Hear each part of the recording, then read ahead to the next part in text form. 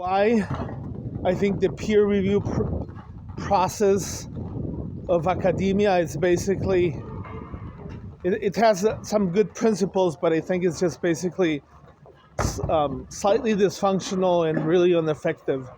So I think when you think about research, the whole idea that you have is bright minds will be able to take their original ideas, test them with data. Usually, sometimes the testing is not important. You can publish just an idea without the data or the evidence that to support the idea, and then leave them out for the world. And I mean, there's a lot of evidence through history that the minds of the younger people are usually the most creative. One example of this is a guy called, I think he's called Carl Linnaeus. He's a Swedish guy. He was highly against the system, and he rearranged the way that animals and plants are classified. I believe cladistics is what he was really a breakthrough type of person, and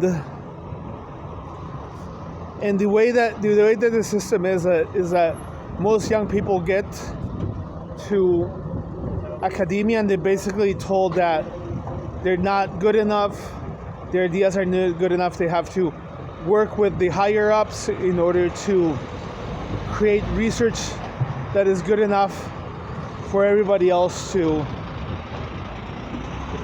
accept them as original researchers. And even though the mentorship process does make sense, it's quite repressive, because if somebody has a good idea, just because he's a novice, he's basically being shunned out because of his novice ideas. This is just basically a huge problem.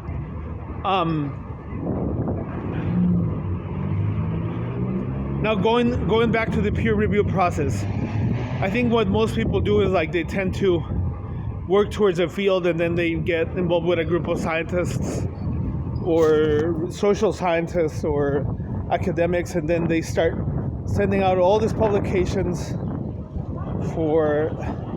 they usually publish in the same journals, everybody knows them, and then many times it's a re-baked research paper with the same data that gets published again, just because they need 3 publications a year in order to become part of academia, right? And so there's really nothing original at the end, because it's just a lot of the same data. Okay, let's leave aside the fact that it's the same data. It's just very, very elitist. Why would, and the problem is, if somebody has a good idea, why do they have to groom their way into this group of scientists in order for their idea to be accepted? I think if it would be much more meritocratic and much more universal, the way that ideas come and are accepted regardless of what the person is, there would be a lot more innovation in how we find truths about the world, if this makes sense. This is why I think the whole peer review process needs to be overhauled and changed and made in a different way. And the other